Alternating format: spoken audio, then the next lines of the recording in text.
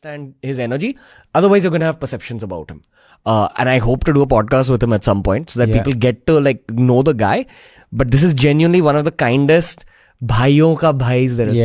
Explain what a bhaiyon ka bhai is. The brother's brother, a brother of a brother. Yeah. And you see that with all his bros taking care of him as well. Yeah, so it was cool. We got to meet a lot of his childhood friends. Again, I was intimidated to talk to him, but like all of them, I was shocked at how not snobby they were also, because I expect you grow up with kids like that, you got money, everybody's super down to earth, but they all said this, he's just the sweetest guy. Every one of them was like, he's just such a kind, they said kind soul multiple times. Yeah, it's all about a conversation. Like, I feel, again, the family was talking to everyone at the wedding.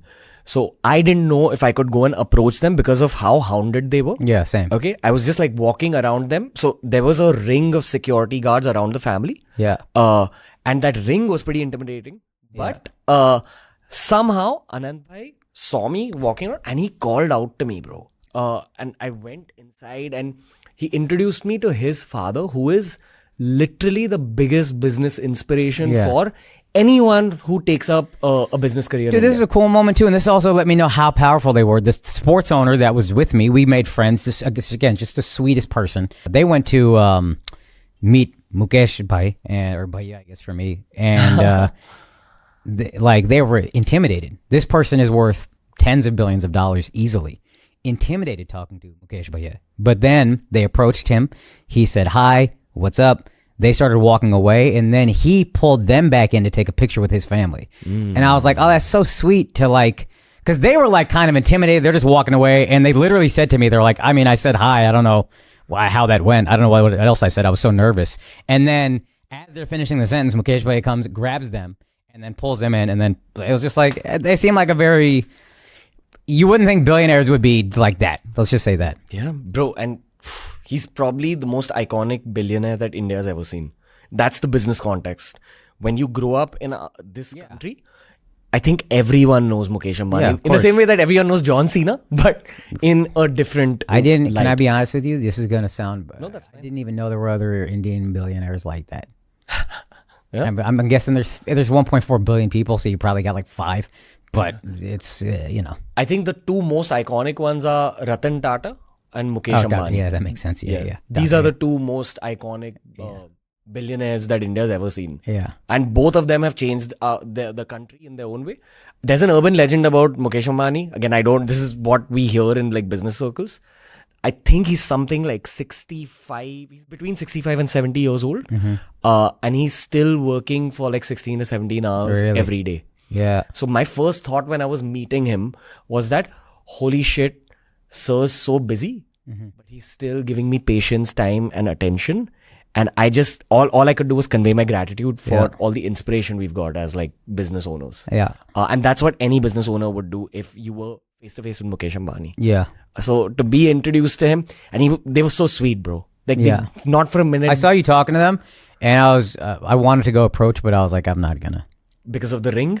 No, I just felt like this person is like, you're just intimidated. Again, and I felt better about being intimidated when I see someone worth tens of billions of dollars being intimidated. But I saw you talking to them and I was like, let them be. Bro, I was intimidated.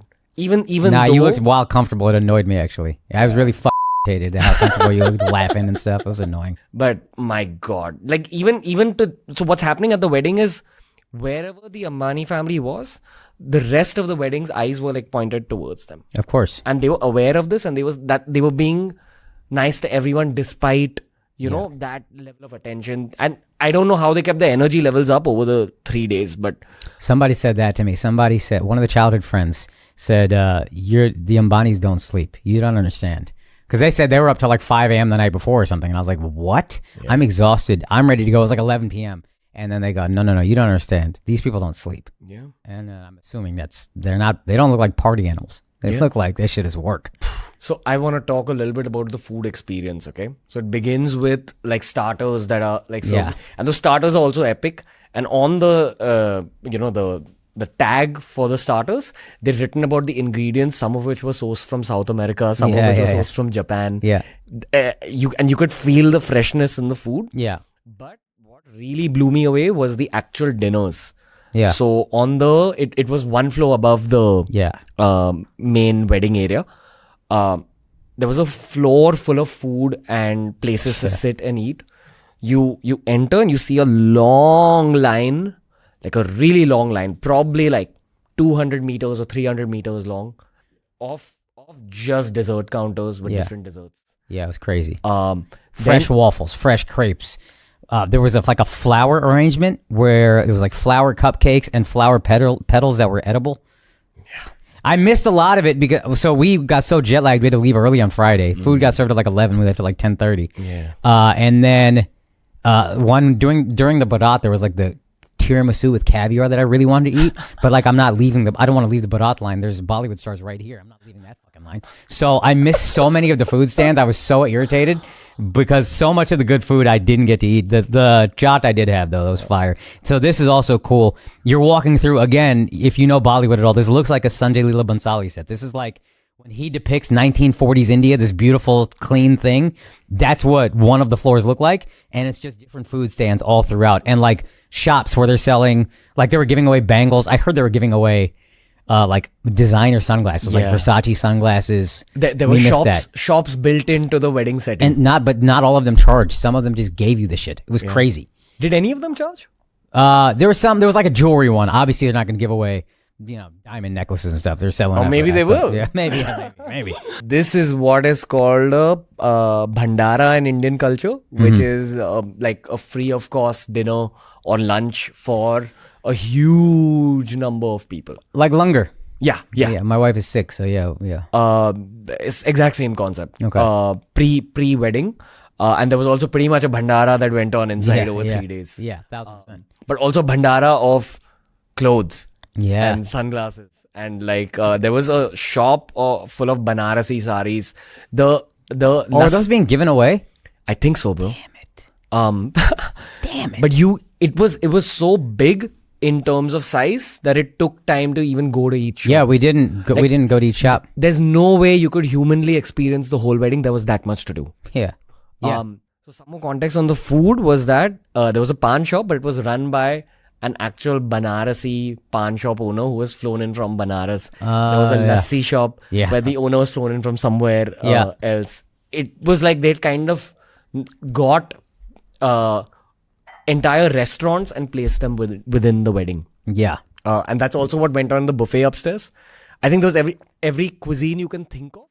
But when it comes to Indian food, it was food from Dampuk, which is like considered one of the best Indian chains in the world. Then the Italian place, I'll never forget that food. I don't remember the name. And I'm from New York, and I live in New York now, and I'll judge Italian food so harshly now. Because I grew up in Texas, Italian food there I realized sucks.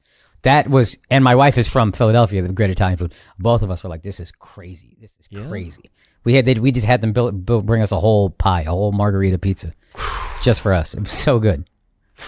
And there was a Japanese stall, a French stall, an Asian stall. There was like any cuisine you can think of. Yeah. It was probably the best restaurant serving that cuisine, but set up within that buffet. Yeah. Very intense experience for food lovers. So I think food is best enjoyed when you're sharing it. And I was late on day 2. So I ended up chilling with one of my co-founders, Harshil. And we just went to every stall and we ensured that we didn't eat too much because we wanted to try everything. Yeah. And we still couldn't try everything. Yeah. Because you just got full after a point. Yeah. Oh, yeah. This was so sweet, dude. Anand Bhai seems so sweet. Yeah. He really does. So does Radhika Merchant, who's become a social media icon now. Oh, yeah. I love that. And she looked beautiful, honestly. And there's a video I saw on Instagram the next day of just like her laughing and dancing with Anand Bhai. And it's just like, it's really cool that you can, because the perception we have, at least in America, of really powerful families is it's like very unhappy and empty. And I didn't get that perception here. And I thought that was awesome. Yeah. And inspiring. That to me is more inspiring than the wealth.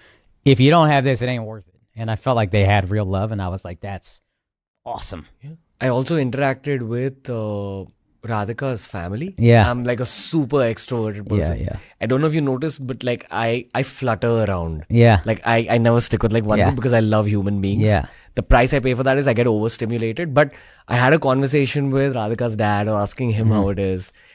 He was just enjoying it. Yeah. I felt like I'm talking to myself from the future, Mr. Brain Merchant. Yeah. And he gave me some inputs on the show and everything. So I was very validated. Really? Yeah, I got to know that they watched the show. So Inputs like criticisms or good things? he actually criticized the show a little bit in a very constructive way. Oh. So I appreciate it. Okay. But very real people. Yeah. Radhika herself was so real. I think that's the thing with events of this scale get spoken about this much. There's that many perceptions that are built around the people within those events. But I just wish people got to experience those human beings, to know the truth. Yeah. But they didn't get invited. We did. So what are you gonna do? What are you gonna do? How do you feel about that? How do you feel about the fact that one was invited? Like I can't explain. It's just to me, so many other people didn't get invites that I thought were up here. And I'm not saying I'm up there, but like the fact that I got invited was so fucking cool for an NRI kid to feel validated in India. It's just like, I can't even explain how much that meant to me. I can't. It was so awesome. I'm so thankful to Bhavan, even though it annoys me how successful you are at such a young age. How's the NRI community perceiving it now? They love it. Like everybody's in awe that I was invited to this wedding. Do they get how Indian culture is being kind of celebrated back home? Yeah, we feel it. Because we all got made fun of as kids about it. And now you still get made fun of. And there's still parts of India that are going to get made fun of. And that's not an insult. It's just a country that's working its way up. But the perception is also, now it's not just that. Now it's that, and the smartest people are coming over and getting the H-1 visas in America. And then you got the Ambanis who are super wealthy. And the perception is, okay, it's still like working its way out of whatever Britain did to it, but it's coming. There's this quote by Mukesh Bhai, and this is great context for India, for international audiences. So he said that my father, as in Dhirubhai Ambani ji, took 50 years to build his empire. I took 25 years. But the next Dhirubhai Ambani will take about 10 years. Oh, I like that. That's awesome. Where India's economic story is. Yeah. That's the real economic perspective on India. But these kind of narratives can only be out there because of videos that are speaking about the Ambani wedding. We know that this video is going to get clicks. And that's what the Ambani wedding did for our country. It's put us on the world map in so many ways, man. I mean, I kind of feel this in general when I come to India. I'm like, oh, maybe we should spend time here. Maybe we should buy a place here. Maybe we should live here. Maybe we should spend half the year here. This time it really was like, I'm talking to my wife like, we might need to figure this out. When we have kids, we might need to be here. Like we might need to raise our kids in India. Say more, bro. So I don't want to bash America because America's done so much for my family, done so much for me. I'm very grateful to everything that America has done, but if I'm thinking what country is really ascending, and it's where, like, growing up in America, I was never connected to my roots. Everybody in America tells me I'm Indian, and then I come to India, and everybody in India is like, no, you're not, dude. You don't speak the language that well. You don't know much about what's going on. So I'm kind of a man without a home. So I would love to give if I could raise my kids with economic opportunity and in their home, like, I know my soul is from here. Every time I come to India and I'm walking around, that's the one thing about this wedding. I was so tired, I didn't have time to walk. I usually just walk around Mumbai, Bangalore, wherever, and I'm like, oh, this is home. My soul knows it's home. I would love to raise my kids in their spiritual home. You know what I mean? And there's opportunity here that there might not have been in 1968 when my mom moved here. Or my mom moved to America. So like, yeah, that's a thought. That's a conversation. It's a big move, but it's a conversation that's like, we might need to start having that conversation in the next 5-10 years of like really considering, at the very least, spending a lot of time here, but maybe just moving altogether. Okay. So because you've grown up in America, you obviously know white people much better than I know white people. Yeah. I noticed white people being very overwhelmed at this wedding for some reason. Yeah. So what is the white person perspective here? It's just a lot of people, man. It's like, we're not in America. You don't get, New York has a lot of population density. Most of America is not New York. I'm New York and I've been to India, so this wasn't that. But also like seeing this in a wedding. White weddings are small thing. I have a joke about this, but a white wedding is like 50 people. This is 9,000 people. You know what I mean? It's like insane how much bigger this is. So to them, it's a whole different. We don't know what the fuck is going on, and like You're walking everywhere. You're tired. It's just a bunch of space to navigate. I think they were overwhelmed by the scale of it more than anything. The scale of it. The scale of the build out, the scale of the food, this like the amount of stuff there is to do, the people, like this general scale of it, I think just threw everyone off. That didn't know what to expect. Did you interact with anyone you knew? Yeah, I interacted with a couple white people. That one was like a banker or something. He really sweet guy, him and his wife. And then, a couple other people. But yeah, mostly just kind of you guys, childhood friends of Anant Bhai, and then random people. And what was the general? Everybody's like overwhelmed. Yeah, blown away. Dude. Just like, this is crazy. This is insane. In a good way, but like blown away. Truly, I didn't see anybody being like, nah, I don't like this. This is too much. There might have been moments where non-Indians were like, okay, this event is going on long enough. We can keep that moving. But I don't think they knew what to expect with an Indian wedding. So, but I didn't see anybody being like, this is gaudy. I didn't hear any of that. Truly. Yeah. You could be standing at any location in that venue and you could just take in what you'd see around you. Yeah. But it was a lot, dude. It's hard to take in. It's so much.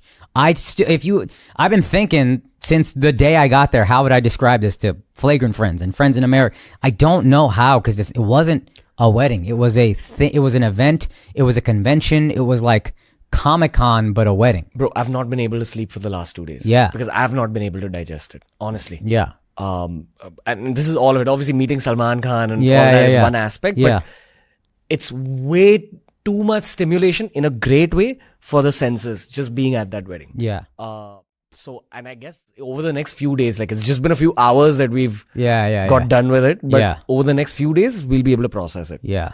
Even then, it's just so much to take in. It's crazy. It's a massive thing.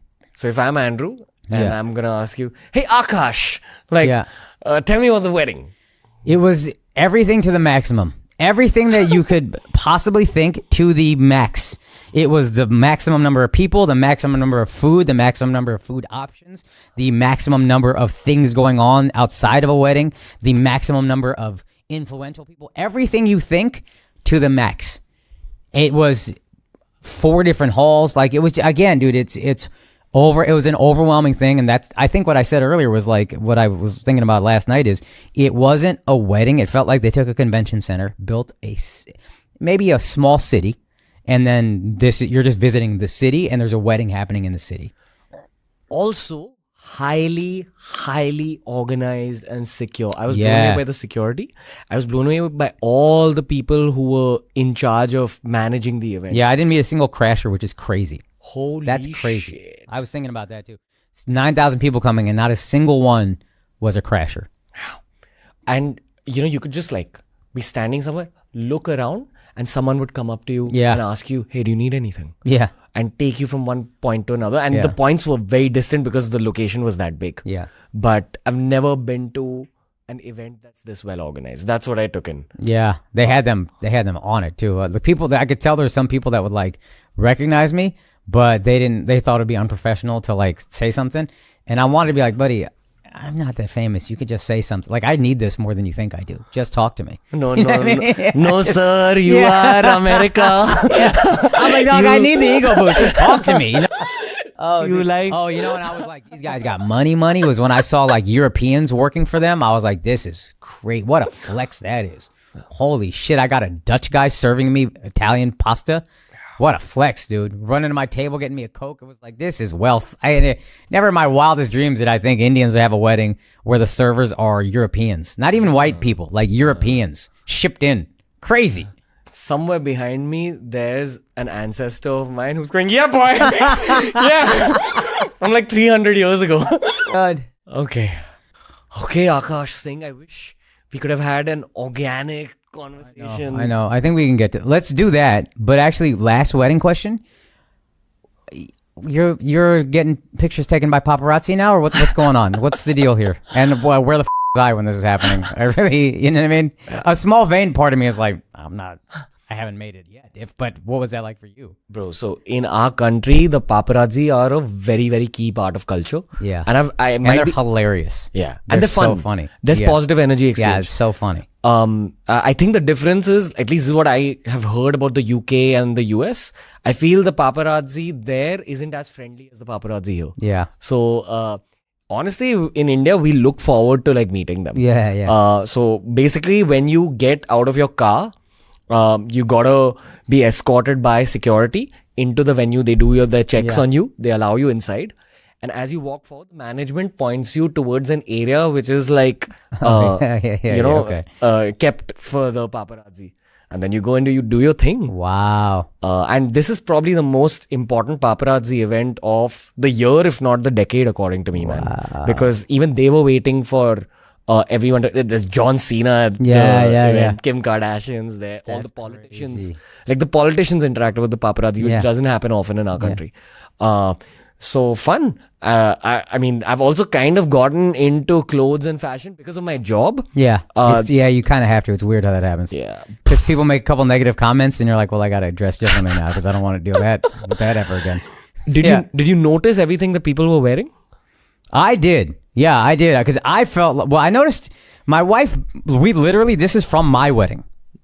2 of the 3 outfits are from my own wedding. Same with my wife. I felt like some of the guys there, I was like, y'all should have stepped your fucking game up, dude. This is the Ambani wedding. I'm gonna be honest. The girls, everybody came. They came correct. Some of the guys, I was like, if you don't take your kurta pajama off and come in a proper sherwani, I'm gonna have a real problem with this.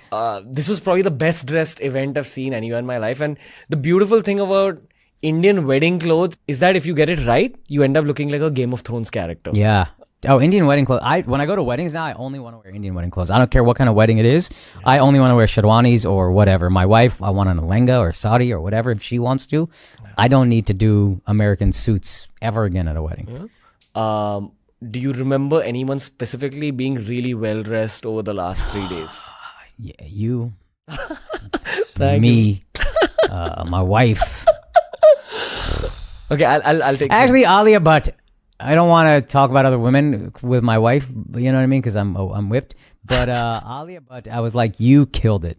Honestly, like just dress wise, it's crazy. I'm noticing women's fashion, but I thought Alia, what she did, all the women were beautiful, but Alia, like I really like the style choices, and that's for me to notice that as a guy is kind of crazy. But I was like, oh, the style. My wife said it well. She said she was very clean. The aesthetic was just clean. And I think the sari was like hundreds of years old or something from like 1930, something like that. But like just really tasteful, great choices. Not to insult anybody else, but really leapt out to me the stuff I saw from her. For me, it was Priyanka Chopra and yeah. Janhvi Kapoor. These 2 people. Yeah, Janhvi looked great. Yeah. Nick Jonas looked great. Yeah. I think he always gets his Indian dressing right. Yeah, he does well. He does well for himself. And that means Priyanka Chopra's getting it right for Yeah, him. yeah. All our girlfriends and wives dress us, bro. Yeah. No, I chose my own stuff, to be honest really? with you. Yeah, I don't know why. With Indian clothes, I have a more strong sense of what I want than with American clothes. My quick takes about the guys was I loved what Arjun Kapoor wore today. He wore this, golden dragon on his sherwani. He looked great. Ranveer also clean. Yeah. I liked it. He matched her well. Yeah. Ranveer Singh on day 2 wore this like really colorful thing that only he can pull off, but it looked great on him. I didn't see Saturday because we were late. Friday he had the cutoff. Yeah, looked great. Yeah, and shout out to Ahan Shetty. He wore this like fantastic beige kurta. Yeah, and my boy KL Rahul. These guys always look great. These are the people that stuck out to me. Tiger Shroff. Oh, Hardik Pandya, I think is the swag of all. There's 1.4 billion Indians just in India. He's the number 1 swaggiest Indian on earth. Like just cool as I can't explain it. That guy is just cool. Even on the cricket pitch, I'm like, this guy is cool, and it matched. I was glad it matched up in the wedding. Also, the internet narrative is that the show was stolen by Radhika Merchant. Oh yeah. Bro, she was beautiful, she has an aura. Dude. Yeah, she really, dude. Honestly, beautiful. Not even just saying that. Like I was like, this girl's really beautiful. Seems really sweet. Again, they seem like they have a genuine love. I was like, really. The best thing about a wedding is the connection. And this is the first wedding I've ever been to where I didn't know the people, and I was like 1% embarrassed about that. But yeah, that's always the best part. And then even not knowing them, I was like, oh, you can feel a connection, and that's so fucking cool. Yeah. I love that. I feel like niceness shows up on the face, brother. Yeah. And you could see it with her especially. Yeah. Akaash Singh, I'm gonna end this Ambani wedding special podcast by saying welcome to India, and I hope you had fun. Oh, thank you, dude. Appreciate it. Thanks, Vavan, young son of a. Thank you, everyone. Thank you to the Ambani family, and thank you to you guys for listening in. We'll be back soon. Akshay, you too, you cutie. that was the episode for today, ladies and gentlemen. Quick fire episode. Tell me what you thought of this one. Wasn't easy to shoot this one because we had to release it within the first 2 or 3 days after the wedding. Everything that I have to say about the wedding, I've already said in the podcast. We've also recorded a solo Hindi podcast, which will be releasing soon. Thank you for listening in. Most memorable experience of my life, perhaps. I've not got any sleep in the last 3 days. I'm exhausted. I'll see you soon. Thank you for listening in. We also shot an epic episode with Akaash after this particular episode. So lots more on overseas Indian culture and the Hindi film industry and Bharat geopolitics in the next one. Lots of love, guys. I'm going to go to sleep. Thank you for listening.